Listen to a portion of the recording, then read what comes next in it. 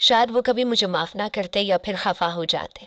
काफी कोशिशों के बावजूद भी मुझे अंदर का कोई मंजर साफ दिखाई ना दिया। बस फहद के रोने की आवाज यहाँ भी साफ आ रही थी। मैं नाकाम और नामुराद वापस लौट आई थी और सोच रही थी कि सीधी तरह फहद से ही पूछ लूंगी, लेकिन फिर वो हमेशा की तरह मुझे घुमा फिरा कर जवाब देते और मुझे खामोश होना पड़ता। यही सोच के मैंने एक नया मंसूबा बना लिया था। अगर इस शुभ जब नाश्ते के टेबल पर फहद आकर बैठे तो उनकी आंखें बिल्कुल सुर्ख हो रही थी। वो सारी रात रोते रहे थे, ये बात मुझे अच्छी तरह मालूम थी। अब मुझे अपने मंसूबे पर अमल करना था। मैंने फहद से कहा कि मैं कुछ दिन के लिए अपने मेके जाना चाहती हूँ। अम्मा की तबीयत ठीक नहीं है, वो मुझे याद कर रही है। मेरी बात सुनकर फहद चौंकी अब कहने लगी, क्या हुआ है खाला को? वो मेरी माँ से भी बहुत मोहब्बत करते थे। मैंने उनसे कहा कि अम्मा को दिल का मर्ज है, आपको तो पता ही है, बस कुछ बात परहेजी कर ली तो तबीयत खराब हो गई।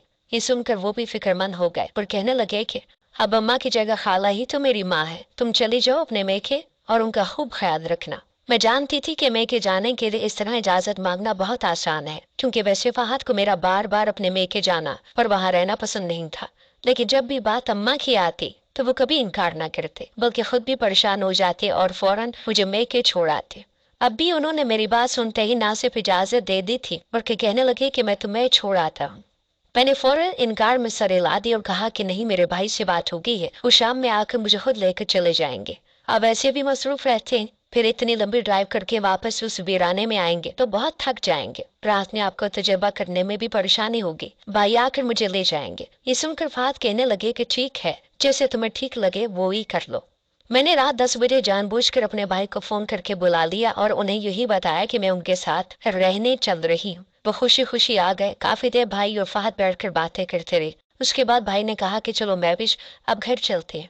मैंने दिखावे के लिए अपना सामान दिया और भाई के साथ गाड़ी में बैठ के फहद वापस अंदर चले गए। तो मैंने भाई से कहा कि भाई मुझे माफ कर दे, मैंने बुलाया तो आपको इसलिए था कि आपके साथ घर जाऊंगी, लेकिन अब मुझे फहद की फिक्र सता रही है। तो अकेले किस तरह रहेंगे? इस वीराने में तो कोई सहूलत भी नहीं है, मुझे ही हर तरह से उनका ख्याल रखना पड़ता है। उन्हें खाने पीने की भी बहुत तकलीफ उठानी पड़ेगी, इसलिए मेरा दिल नहीं है कि मैं उन्हें छोड़कर आपके साथ जाऊं। मेरी बात सुनकर भाई अक्का बक्का रह गए। कहने लगे, गुड़िया तुमने ही तो मुझे फोन करके बुलाया था, अब क्या हो गया है? कुछ सोच कर ही बुलाया होगा ना।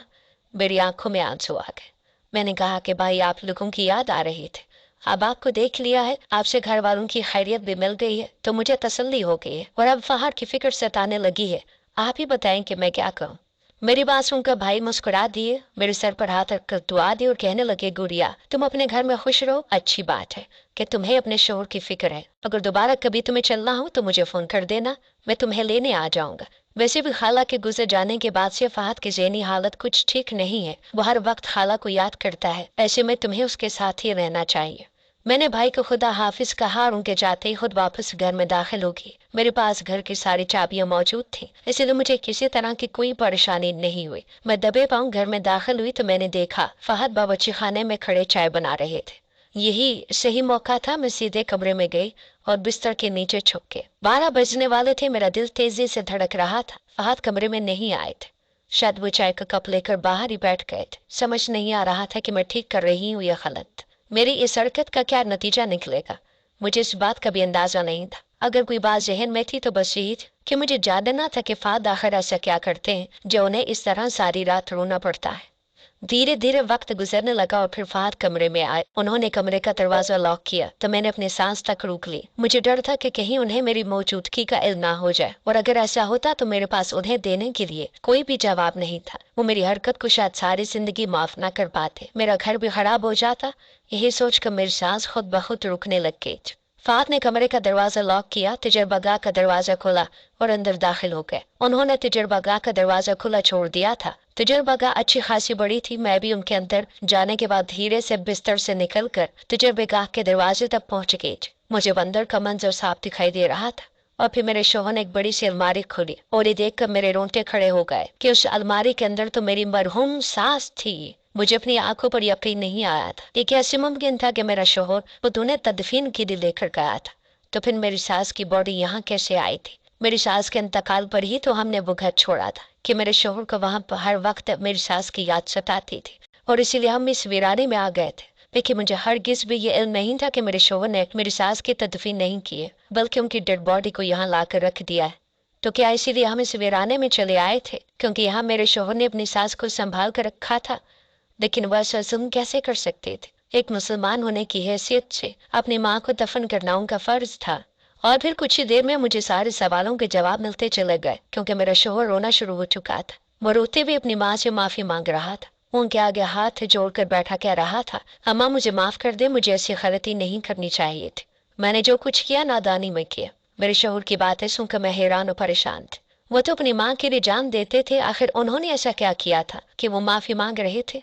और फिर आहिस्ता आहिस्ता रोते रोते वो सब कुछ कहते चले गए जिससे सुनकर मेरे सर पर आसमान गिर पड़ा। और फिर जब वो अपना सर जमीन पर मारने लगे तो मैं अपने आप पर काबू ना पा सकी और उन्हें संभालने की कोशिश करने लगी। मुझे देखकर वह हक्का बक्का रह गए। जब उन्हें होश आया तो गुस्से में कहने लगे, तुम यहाँ क्या कर रही हो? तुम्हें तो अपने घर में होना चाहिए था ना, तुम्हारी हिम्मत कैसे हुई यहाँ आने की? मैंने उन्हें इस तरह गुस्सा करते पहली दफा देखा था। मैं डर गई थी। मैंने बताया कि मैं घर नहीं गई, भाई मुझे ले जाने आए थे, लेकिन आपकी वजह से मैं वापस लौट आई थी। फहद ने इससे और नफरत के मिले जुले तासुरात से मुझे देखा और कहने लगे कि क्यों आई हो यहाँ? क्या देखने आई हो? तमाशा देखना चाहती हो मेरा, या फिर मेरी नाकामी देखकर खुश होना चाहती हो? सारी जिंदगी सब लोग यही कहते रहे कि मैं कभी एक कामयाब साइंटिस्ट नहीं बन सकता। कोई लेबोरेटरी वाला मुझे रखने के लिए तैयार नहीं था। मैं बड़े बड़े साइंसदानों के साथ काम करना चाहता था, लेकिन कोई मुझे अपने साथ शामिल करने के लिए तैयार नहीं था। सबको लगता था कि मुझे कुछ नहीं आता। मैं पूरी तरह हार गया था। एक ऐसी दवा बनाना चाहता था जिससे कभी कोई बीमार ना हो, और फिर मैंने इस घर में तजुर्बागाह बना ली। मैं यहाँ आता, खुद ही तजुर्बात करता। फिर एक दिन मैंने एक ऐसी दवा तैयार कर ली जिससे खाने वाला कभी बीमार नहीं हो सकता। मैंने जानवरों पर तो उस दवा को आजमा कर देख लिया था, लेकिन अब मुझे ये दवा किसी इंसान पर आजमाना थी। मैं जानना चाहता था कि मैंने जो तजुर्बा किया है वो कामयाब होगा। इसीलिए अम्मा की तबीयत कुछ खराब हुई और उन्हें बुखार चढ़ा तो मैंने ये दवा उन्हें बताए बगैर खिला दी। मुझे यकीन था कि दवा खाने से अम्मा का बुखार उतर जाएगा, लेकिन न जाने किस तरह अम्मा के दोनों गुर्दे एकदम फेल हो गए। शायद ये इस दवा का साइड इफेक्ट था। जो जानवरों पर तो ना हुआ था, लेकिन मेरी अम्मा की हालत खराब हो गई थी। दोनों गुर्दे फेल होते ही वो बिस्तर पर लग गई और फिर 2 दिन में ही हमें छोड़कर चले गए। ये बात सिवाय मेरे और कोई नहीं जानता कि अम्मा को क्या हुआ है।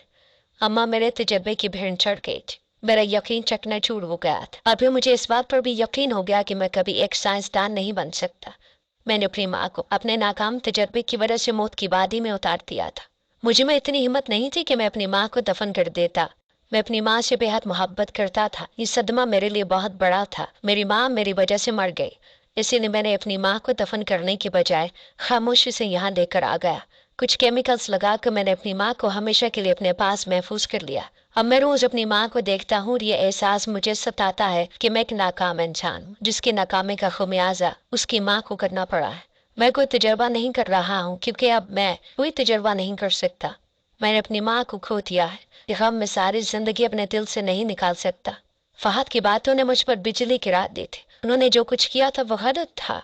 उन्हें बगैर किसी लेबोरेटरी से इजाजत लिए इस दवा को अपनी माँ को नहीं खिलाना चाहिए था, लेकिन इस गलती का नुकसान वो उठा चुके थे। इसीलिए मुझे नहीं लगता कि अब उन्हें मजीद खुद को इस तकलीफ में मुबतला रखना चाहिए था।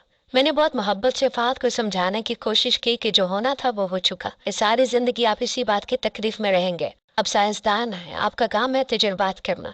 अपनी डिग्री हासिल कर रखी है तो अब आपको अपनी नाकामी का भूल कर फिर से मेहनत करनी चाहिए।